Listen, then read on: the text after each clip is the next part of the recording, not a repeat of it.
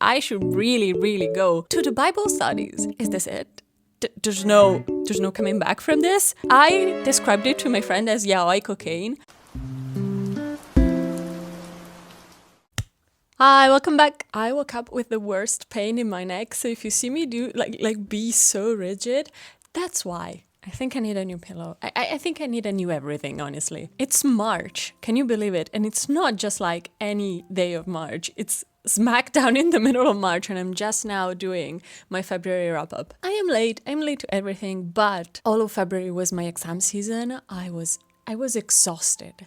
I took a week only to recuperate. Only just the sleep, just the sleep hours. I wanted to talk about all of the books that I read in February. If you see me empty-handed and you're like, Alice, did you actually read anything? I did. Almost, I think 15 books, something like that, if you don't count all of the volumes of the comics that I read. I read a ton because when I'm stressed, I do everything in my power to not study. That's a procrastinator heart. That's who I am. But also I read everything digitally because I was moving so much between my classes and my house, and I took a lot of trains. So I downloaded a lot of books into my Kobo, and I used a lot of audiobooks. At the beginning of February, I finally finished the series Scoring Chances by Avangale. I read Empty Net. This is a hockey romance, and this specifically is about goalies. I love stories about goalies because they're so weird. The problem with Avangale's books is that they're too short. They're way too short. The first book was perfect because the pacing was so breakneck, and the story was also it has so much gravitas and tension, and the protagonist was so weird. But then I think the conflicts that she brings into her books are resolved in the first 50 pages, and then you're like, oh, everything is going well, and then something happens at the end. But they're so short that you end up not caring as much. So I gave it 3 stars. But then I completely redeemed myself with my reading. This was the closest I got to a 5-star, and I'm going to talk about that a little bit later. But I read the entirety of the Between the Teeth series. It's a trilogy by Taylor Fitzpatrick. Another kind of hockey book, not a hockey romance. There is a romance in the book, but it's more of a character study. And if you loved Shane in Hidden River, the protagonist in this one is so Shane-coded in the sense that he is undiagnosed autistic, that this protagonist made the author realize something about herself. I also think Taylor Fitzpatrick's writing is so incredibly deep and genuine and introspective. I say this is a character study because we truly delve into the mind of a hockey player that is incredibly good, socially completely inept, doesn't know how to make friends, doesn't know how to maintain the actual relationship that he manages to have. Inadvertently, that can hurt someone that he is close to, and how he can form bonds and truly found family and then love. I think it was amazing. I think especially the third book was everything that I wanted. His friends, his love was deep and truly beautifully constructed because it took time to get there. We followed the protagonist in his formative years, from being one of the best hockey drafts picks to being one of the legends of the hockey world. So good, so good. And then I was still in a hockey mood, okay? I said, well, if I wanted to read about hockey, I should really go to the Bible studies, to the ancient text, because I wasn't there when they were written. Well, actually I was there being Tumblr, but I didn't read Check Please at the time. Check Please is a comic that follows a hockey player that goes through hockey in university, so through the NCAA, and we follow him through his vlogs because he is one of the first vloggers. He shares his life on YouTube, but also through his recipe. He is one of those people who, when stressed, bakes so many pies. This is another case of Fun Family. This is much more lighter. This is very fun. This is a group of hockey players. They're so stupid and so broy, but also so caring. The protagonist is openly gay and everybody loves him, and he gets a little crush on the captain of the hockey team, who has, I think, one of the most hard-hitting storylines. He has problems with his past as a hockey player, but also his family, especially his father. This is what you should read if you're having a hard day. This is just a case of people really liking each other and becoming friends and becoming family. And you follow all of their years in college. And I think the author is writing one more comic about their last year or a year after. I cannot wait. I'm so excited. And then I was searching for something. I was searching for that hit of dopamine that Hit the Driver got me. I read the first 3 books in the Penalty Box series by Ari Baran. Ari Baran can write down. The first book is Game Misconduct. This talks about 2 enforcers, so 2 people who are put on the ice to fight, to punch each other, especially each other. And they have this kind of heated rivalry.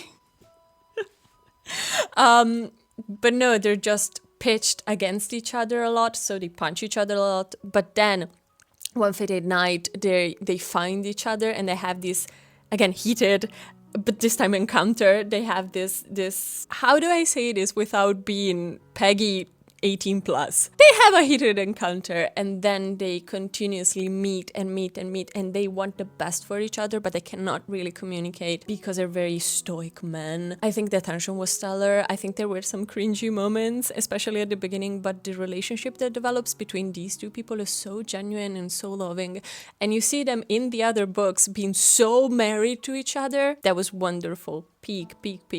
I gave the first book 4 stars. Unfortunately, the second book I gave 3 stars because this was a friends to lovers, and they've been in the same team for years, and they start to develop this kind of strange, very, very close relationship that gets closer and closer and closer. And I think the tension here was lacking because they had nothing in the way of them. They were friends. People already loved them. They loved each other. It was just a case of, I can't tell you because I don't know if our friendship will survive, which I think makes, I don't know, again, the tension was lower. It was still very sweet. It was still very well written, but it was okay. Third book though, I read it for a vlog, Home Ice Advantage. This talks about coaches. One of the 2 protagonists is a retired legend of the hockey space, and he is called up to coach the worst team in the NHL. And he has no coaching experience outside of Pee-wee hockey, so the kids. And he sweeps in and takes the job from the previous assistant coach, who was also a hockey player, and they kind of knew each other,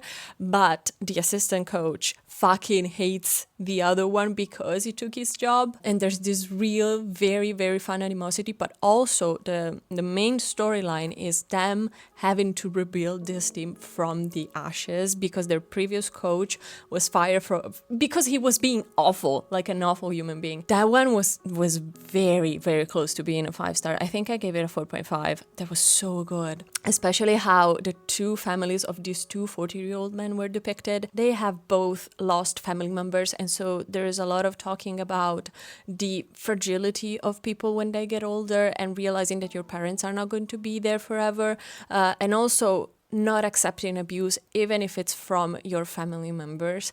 I think that was a very, very powerful message, and that was delivered very, very beautifully. One of the 2 coaches has a Jewish family that is very observant, and I think that cultural detail was also very present and beautiful. That was just a very, very nice book. And then also for the vlog, I read a Korean comic, a manhwa called Momentum. This was written and illustrated by Park Ji-yeon, who is also the author of Wolf in the House, Dog in the House. I always get those 2 confused, but one of my favorite comics of all time. I think the level of intimacy between the 2 people in the other comic, Wolf in the House, Dog in the House. I've never read something so intimate and so introspective and so closed.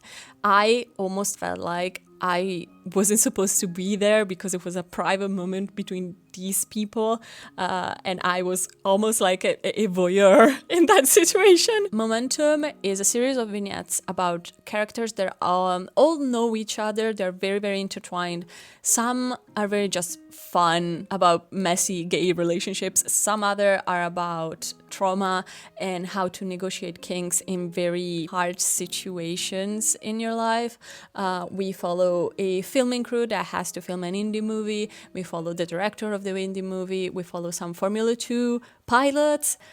We follow a perfumer. We follow a dom, somebody who dominates for a living. And I think it was explored beautifully. The colors, the art style was all, I think, perfect. I would have loved, however, to know that not all of the stories have a happy ending. You heard that right. You heard that right. The heartache I got when I finished the comic, I was like, is this it? There's no coming back from this. I would have loved to know that at least one of the stories doesn't end really all that well. And I mean, exploration of grief is incredibly interesting, but god damn. And I don't know if I vlogged this. I don't think I did. I read one of the craziest books that I've ever encountered. I read Hold Me Under by Riley Nash. I watched a Chandler blog, if you don't know, Chandler reads, and she was really raving about this book, so I read it. What the actual fuck? I still don't know if I liked it or not. The writing was very juvenile, in which a lot of the things that they were talking about weren't actually in the text. So it was a lot of fabricated emotions in which they tell you, oh, this is so sad, but you hate me. But do the characters actually hate each other if nothing actually like that angsty happens? So it was a lot of fabricated things through dialogue. And I love that at times they're talking about stuff and you're like, how did you get from point A to point B? Something is missing. The story is, though, one of the two protagonists is an ex-swimmer. He was supposed to go to the Olympics, but then was found positive to doping, so to drugs. He was disqualified for a lot of years, and then he never came back to the sport. He holed up in his family home and never came out. But there's also like this rumor about him being kind of like a whore. It's a rumor. And then one day he startles one of the gardeners that is working in his house, and this gardener falls into the pool. He doesn't know how to swim, so the swimmer goes into the pool and brings him out, saves his life. And the father of the swimmer is like, oh, you have so much chemistry. You really, really have to be the face of the brand. We want to relaunch our son's career, so the swimmer's career, as the face of this kind of like Hinge adjacent app. And it's an Italian dating app called Come Va, which means what's up. So they have to go to Naples to be the face of this company, but also there's a lot of things about the swimmer's past that are bubbling up about his ex-teammates and ex-coach. And there's a lot of trauma involved. There are a lot of drugs involved. There's a heavy trigger for sexual assault. But there's also like, they're in Naples and everything that is said about Italy is so completely wrong. I don't know what it is about American author and misrepresenting other countries, but whatever is said about Naples, swimming in Naples, the whole Italian culture, even the Alfredo pasta. Alfredo pasta is not an actual dish in Italy. It may have been created by an Italian man, but it's not a thing here. You'll never find it in any restaurant. But everything that was said about my country was completely wrong, and it irked me to no end. Even the Italian, like the little bits of Italian, were clearly translated with Google Translate, and it was grammatically completely incorrect. But like, it was crazy. I described it to my friend as yaoi cocaine because some of the parts were very good, and I was reminded of the feeling of reading the Foxhole Court for the first time, but then everything else was so bad. So I don't know, I gave it 3 stars. I'm still confused about how I feel about this book. I then went back to my Korean comics. I read one of the most famous Korean BL comics that is out there. I read the first 2 seasons of Ennead by Mojito. Ennead is a reimagining of the mythos of the ancient Egyptian gods, and you follow the story of Seth, who is the god of war, but actually in the origin he is the god of the desert. He took the throne of Egypt with force, and he is being like a tyrannical king. The other gods are not happy with him, especially because he killed Osiris. They bring Horus out. So one of the lesser gods at the time, because he is still a demigod, he has to awaken. And Horus is prophesied to be the next king of Egypt. So they have to fight. And that's the basic premise. I really, really, really, really loved it. I think the characters are complex. I think the dynamics between all of the characters, all of the gods is so complex. I love that Ra is a woman. All of her, she's so scary. She's so fucking scary. I also really love how complex the political intrigue about the Egyptian court is. I think that's a best part, and you follow almost every character in their inner machinations to get what they want. I have to say, trigger warning for sexual assault, but Mojito thought about this and wrote 2 versions of this comic. If you want to read the version that has everything, there's an 18+ version. If you don't want to see it happening graphic on page, there's a 16+ version, I think, that just implies things. Everything is period accurate. I think there were a tad too many scenes that were a little bit too graphic, just because the pacing of the plot was a little bit disrupted in those times, but sometimes it was warranted by the story. Loved it. 5 stars. I cannot wait for the 3rd season, and we'll have to wait a bunch to get it. And the last 2 books that I read were a swing and a miss. The miss was City of Thorns by C.N. Crawford. I had already read Frost by these 2 authors because it's a duo. Absolutely not. Not only Frost came out later, but Frost apparently plagiarized the City of Thorns, so they like recycled one of their own plots. It's the same exact fucking plot. This is a romantasy in which our protagonist, who is a very beautiful woman, gets taken by this court of demons, and they're like, you are the spitting image of our queen, and our queen is missing, so you have to pose as her. She is also a lust demon, so you have to be so lusty. It's so cringeworthy. I couldn't, because I was listening to the audiobook. Sometimes I just had to like launch my phone in the other room because it was too much. It was too much. And the plot really is the fucking same between City of Thorns and Frost. The beats of the stories are the same. She has to like do a bunch of trials to prove that she's the rightful queen, and she has to not fall in love with the brooding hero. Spare me. 1.5 stars. And the swing, I don't know if the saying is actually saying that the swing is good and the miss is bad. The miss is bad, but is the swing good? English is a mysterious language. I read Dungeon Crawler Carl. That was so fun. The aliens come to the earth and they are like, well, we want to take every resource from the earth because we actually created the earth and the humans. So now we take everything that is on the surface and build dungeons inside. So if you, human, want to keep on living, you have to go down in the dungeons, defeat monsters and goblins and bosses to become powerful, and you have to become a player in our TV show, like interplanetary TV show, and be entertaining to survive. And that's exactly what happens to the protagonist Carl and his cat, Princess Donut, who becomes sentient. She can talk. It is lit RPG, so it has to mimic a video game, like a RPG game. So fun. The beginning was a little bit slow because I love RPG games, but they had to explain everything for the reader that doesn't. So I was like, oh my god, I already know all about this. Skim. I wasn't skimming, actually. I read it all. When you get to the part where actually everything has already been explained, so world building is done, you just fight the bosses, meet some new people, get the power-ups. It's so fucking funny. A lot of the humor was a little bit too millennial for me, but some of the humor hit very hard. I cannot wait for the 2nd volume. It's getting translated into Italian very, very soon. So this was my last read of the month. This is one of the rare times in my life where I have a TBR, so I'm going to show it to you. It's very, very brief.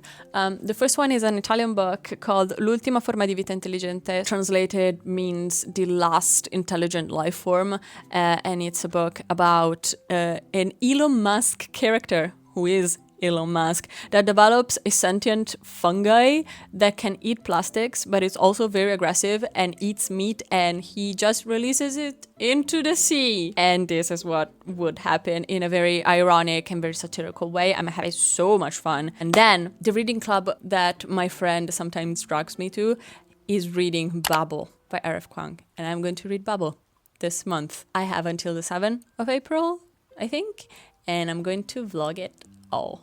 So keep an eye out for that. This is the end of the video. I hope you enjoyed it. I hope you have fun. I have some socials that are down below. Very, very fun time there, especially on TikTok. And I'll see you in the next one. Goodbye. Mwah.